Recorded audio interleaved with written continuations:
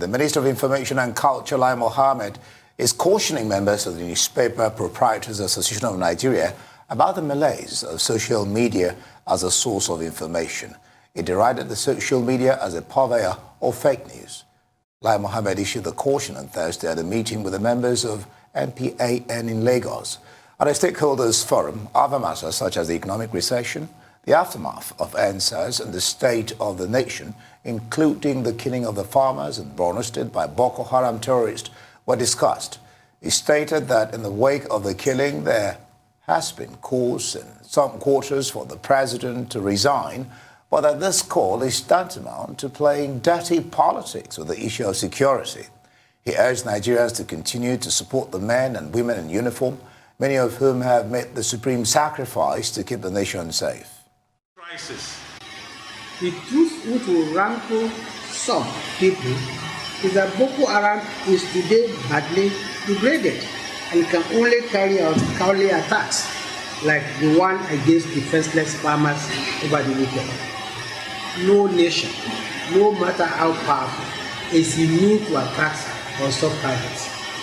9/11 happened despite the prowess of the most powerful army in the world. Boko Haram's only oxygen is publicity, like all terrorists. That's why they've rushed to release a video, claim responsibility for the killing of the farmers.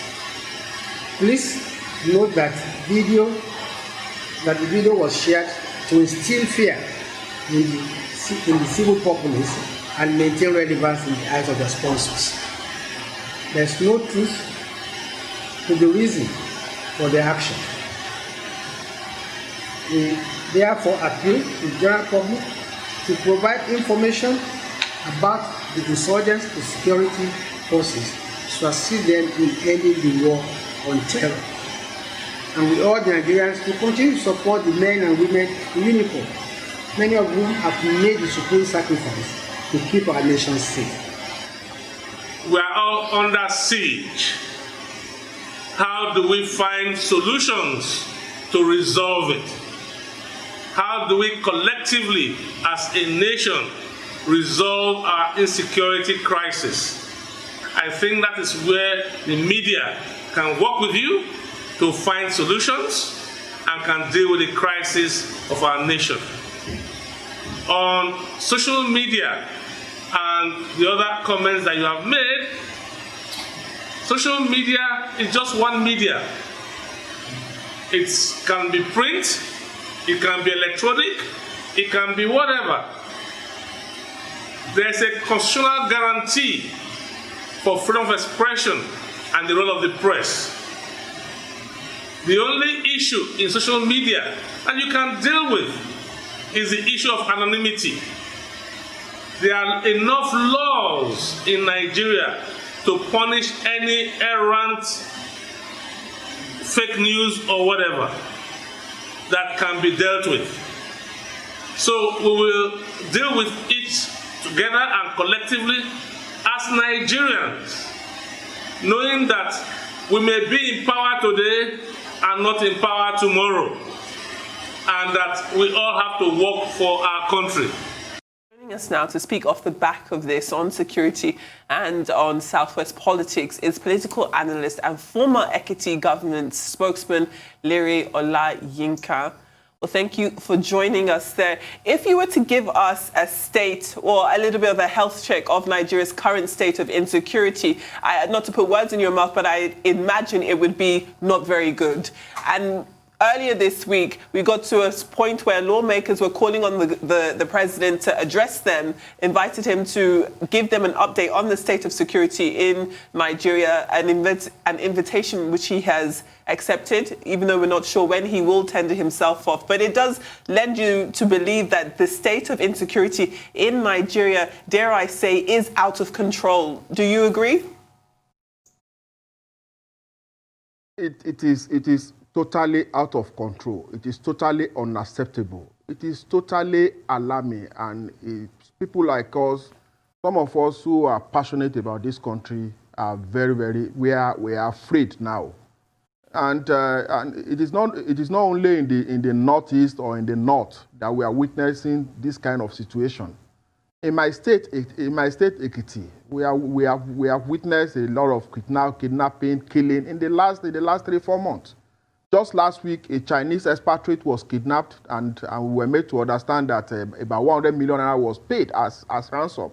The import of this is that kidnapping is fast becoming a booming industry, especially in the southwest now. It is if you can just pick somebody within 7 days and you get 100 million, it encourages other people to also go into that kind of business. It is becoming an industry now that people will also love to go into, because it is paying off. And the government, sadly, the governments appear to be sleeping on this. That is why people like us are worried. All right, Larry, what do you then make of a call by Southwest governors to overhaul the security architecture of the nation? It is not only about Southwest governors. Nigerians are calling on the president, because the buck stops on his table. He is the commander-in-chief. The president himself did say, then, when Jonathan was president, and we were witnessing a level of insecurity not up to half of what we are witnessing now. And he did say that the president should resign if he was not going to be able to secure Nigerians. Now it is about him. It is about him now. And the unfortunate thing is that we appear to be having a kind of a virtual president now, an online president, a president that Nigerians don't get to see. The only thing we see about our president today is that you just see pictures on Kufemi Adesina's Facebook page and Twitter handle that President Buhari has presided over fake meeting today. I do ask myself, is it not his duty to preside over fake meeting? So we don't even get to see the president. And that's why people are saying that it is either the president resigns or he does his job. Yeah, speaking on... either the president also... Sorry to interrupt. It is either also the president asks... Yeah, it is either the president asks the service chief, so go home. The service chief that we have now, the chief of defense staff, who is my kinsman from Ekiti, was commissioned into the military in 1981. In service now, he has spent 39 years. By law, that it is 35 years of service. It is 35 years of service or 60-year-old for retirement, whichever one comes first. The chief of army staff, General Tuko Burantai, was commissioned into the army in 1983. He has spent 37 years. Okay, let me come in at this point. Was commissioned in 1979. He has spent 49 years. Okay, if I may come in at this point. Chief of Staff was 93. He has spent 37 years. So they have gone beyond retirement age. Okay, I'm just coming in and picking on, yes, I want to pick on some of what you mentioned, the call for resignation. We know the Northern Elders Forum called for resignation twice in as many days. And just now we saw that Lai Mohammed was dismissing it as dirty politics. But I want to just zoom in on what is behind all this, which a lot of people seem to be saying is a perceived lack of empathy from the president. And you have just said the buck stops at his table. So I want to ask you the question, if I may. What do you think needs to be done to deal with this perceived lack of empathy from the point of view of the president? If there was one key thing that can be done to rectify this, what would you say that would be? Let me say this. Let me say this expressly. That statement coming from Alhaji Lai Mohammed, Minister of Information, is to say the least, and I'm very sorry to use this word, because he also used the word that calling for president to resign is irresponsible.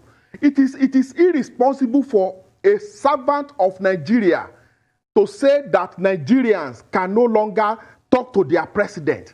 It is the peak of irresponsibility, and that man is very old. When he was spokesperson of ACA, that is Action Congress of Nigeria, and spokesperson of APC, he did also call on President Jonathan then to resign. Now Nigerians are saying their president has failed.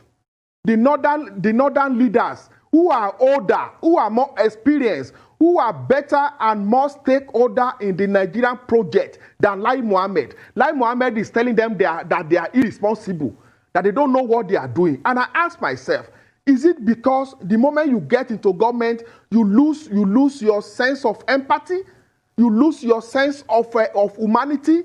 People are being killed in this country. The president is doing nothing. The other time we saw the president say, oh, hey, my IG is working. I can see that he has lost weight. So because the IG has lost weight, that is how to measure an IG that is working. Yesterday, you find out that even in the police force, the IG had to come out that court case was filed in the name of the police without his consent. It means that the man is also not in charge of anything. He does not know what is happening even in the police, because there was no reason anybody could have filed a court matter for behalf of the police without the approval of the IG. So what we are saying is that these people who have failed us should just give way and let Nigeria have life. The truth of the matter is that President Buhari himself said that age will limit his performance. And the age is now limiting his performance. In other countries of the world, when you see issues like this, people will be honest, people will be honorable enough to say, oh, we can no longer continue with this job. And I've asked myself, this service chief that we have, that have passed their service year, if the president is incapable of asking them to go home, are they not also not honorable enough to go home by themselves? Larry, let me ask you this. Yeah, I'm listening to you. Yeah. The destruction of properties that followed the NSAS protest led to questions being asked about the place of Amotekun in the scheme of things when we talk security. And then there's also coming up now the question of having enough funds. What do you make of all that? You see, security is about being honest. If you look at Amotekun, you realize that the only state where you are seeing Amotekun working now is Ondo State. And I have to be honest with this. Ondo State is under APC. But when we see things working, we should also be able to say it. When I read in the news that the Oba Olufon that was killed, the people who killed him, the suspected to have killed him, has been arrested by Amotekun. But the question is, what is happening to Amotekun in other states in the southwest? What has happened to Amotekun in Ekiti? What happened to Amotekun in Osun, in Ogun, and in Oyo? The idea of Amotekun is to have local hunters. But what we now have is people employing their political thugs as operative of that Amotekun. People employing their girlfriends.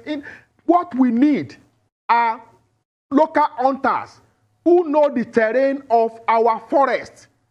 In Ekiti State, for instance, when Ayo Fayose was governor, I worked with him, I was part of his government. When we had security issues, the man invited local hunters. He mobilized them because these hunters are the one who goes to the forest. They are the one who goes to the forest in the night to hunt. So if they move, they know the terrain of the forest. And after doing that, the governor also invited soldiers, military from Ibadan and Akure to comb the forest in Ekiti. Why can't the governor of Ekiti State as of today do it? Of course, the governor of Ekiti State, like the president too, people in Ekiti don't also get to see him. He's running around, he said that he's in Abuja today, is this tomorrow. People don't get to see important issues of the state are suffering. He's not in the state, like the president. So what we need in Amotekun are basically the local hunters who will be able to, who already know the terrain, because these kidnappers, these bandits are operating in the forest. Okay. You don't expect police now to go to the forest in my hometown in Okemesi. It is not possible. Okay, Larry. The local hunters are the one who knows the terrain. Okay, Larry, going by what you're saying, are we right to then adduce that the problem with security, even though we all say and mostly say the buck stops at the president's table, runs right across our leadership, and it's attitudinal? Because if at the end of the day, people can't put their personal interests aside to deal with something as vital as security, then where are we going from here? So would you accept that? And then how do we then remedy that? Because it tells us that the rot is much deeper. It is about insincerity of the people in government, and that is very sad. That is very worrisome. Even the people in government are not telling themselves the truth. The people in government are not telling Nigerians the truth. The other time they told us, that was 2016, they said Boko Haram had been technically defeated. As at 2015, Boko Haram was controlling 3 local governments in Borno State. As at 2 months ago, the Commissioner of Information in Borno State said it clearly that Boko Haram was controlling 7 local governments. 7 local governments in 2020. It was 3 in 2015. So the government is also not telling itself the truth.